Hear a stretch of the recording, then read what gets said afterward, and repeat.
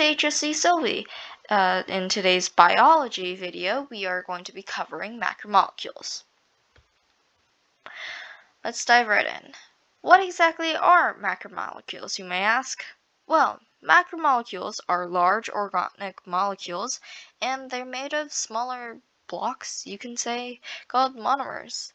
Basically, you can think of monomers as little Lego pieces and macromolecules as like if the finished product, say like a statue of Yoda or a building, something. There are 4 different types of macromolecules: carbohydrates, lipids, proteins, and nucleic acids. Alright. Polymerization is the process where you get many monomers that join together to make a polymer. So little tiny Lego pieces that bond together and create something bigger. So like in this case, it's a polymer. Dehydration synthesis, also known as condensation synthesis. The process in which two monomers bond to create a covalent bond and release water as a byproduct. Basically, it's saying, in this case, there are 2 glucose monomers, and basically they're saying there are 2 monomers here. They want to bond together, so they get 2 H's and 1 O, and they will pull those out and then have H2O released as a byproduct there, and be left with the single O here that's having a covalent bond connected together. Hydrolysis is the exact opposite.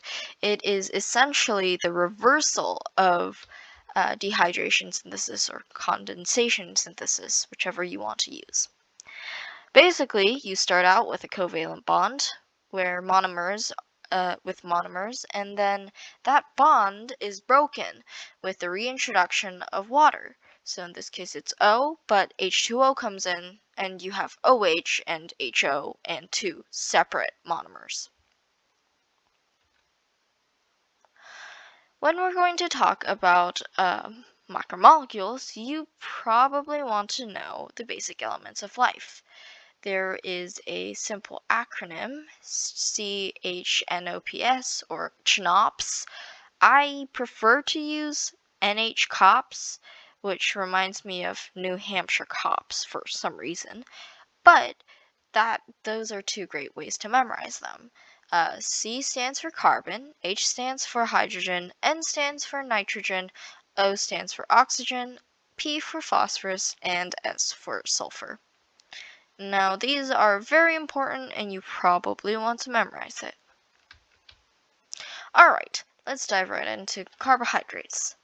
Carbohydrates are made of carbons, hydrogens, and oxygens. Its monomer is called a monosaccharide, and these are simple sugars.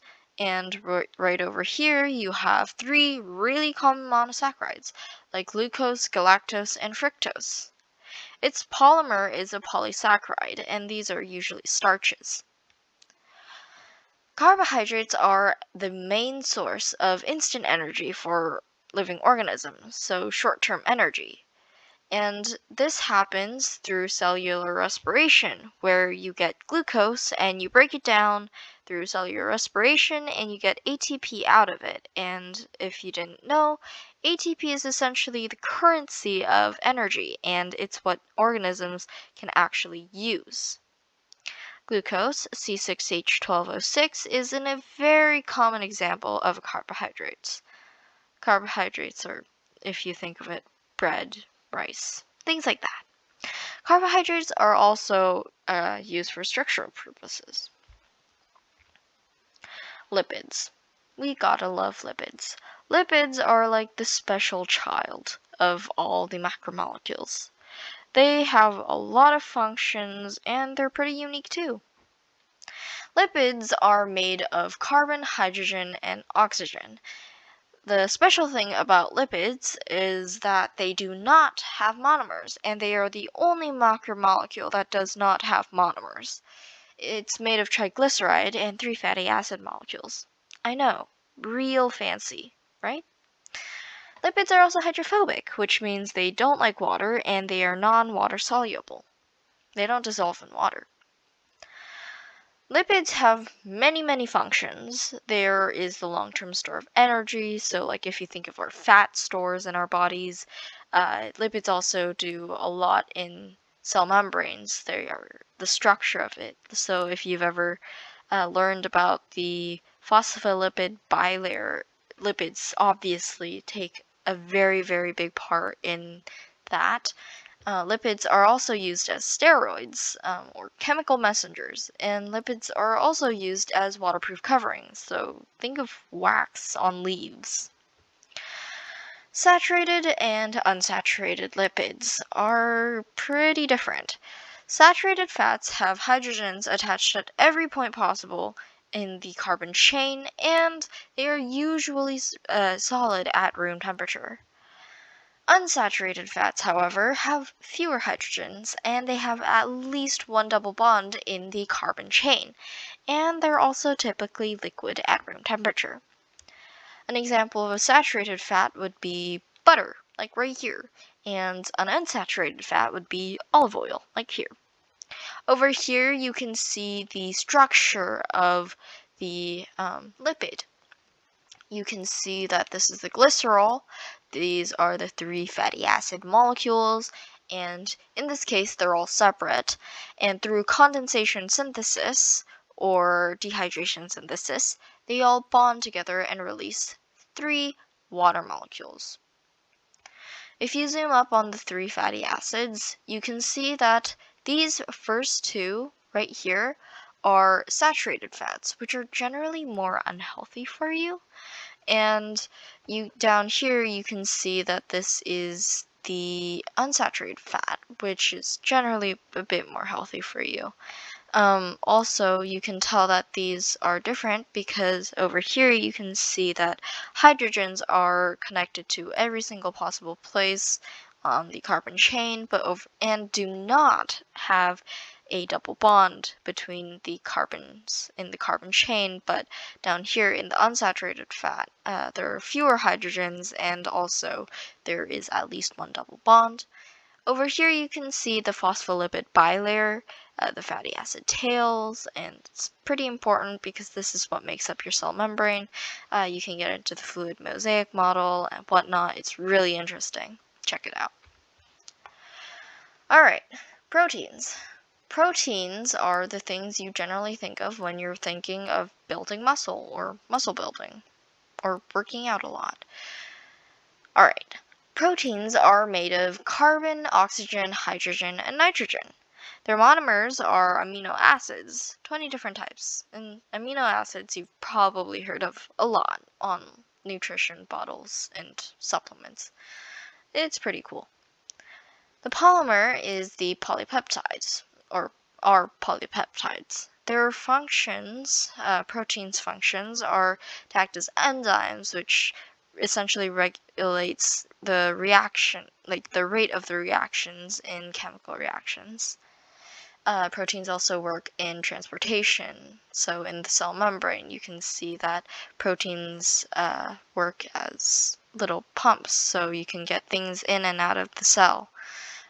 Proteins are also commonly found in the structure for skeletal and muscular structures. Proteins also work as antibodies, so your immune response. And proteins are also storage, natural reserves of amino acids, since over here you can see that a protein is made of just a long chain of amino acids. And you can learn how these amino acid chains work through the DNA transcription and translation part where they make proteins. Essentially, to sum it up, the order of the amino acids is very important, and it's like information. Amino acid structures are, you'll see that there's an amino group, a carbon, a side chain, and a carboxylic acid group. And you can see it here too. Alright, the last macromolecule is the nucleic acids.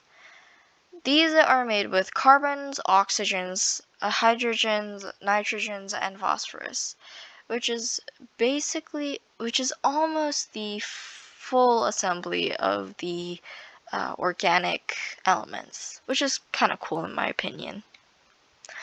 Okay. Nucleic acids are made of nucleotides. Its monomer is a nucleotide.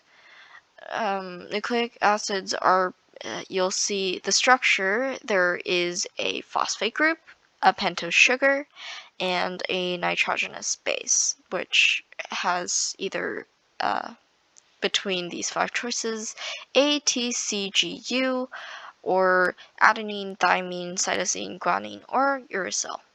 The funny thing is that thymine is only found in DNA, and uracil is only found in RNA.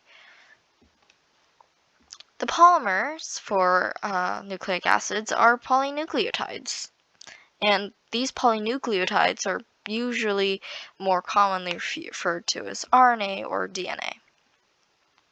Nucleic acids have the sole purpose of storing genetic information, which is pretty cool. Here you can see the structure again. In DNA, the pentose sugar will be deoxyribose, and in RNA, it's going to be ribose. And over here, you can see the different nucleotides. As you can see, there's thymine in DNA, but uracil in RNA instead of thymine. So, today we reviewed the 4 different types of macromolecules: carbohydrates, lipids, proteins, and nucleic acids. We also went over polymerization, dehydration, synthesis, hydrolysis, and the basic elements of life.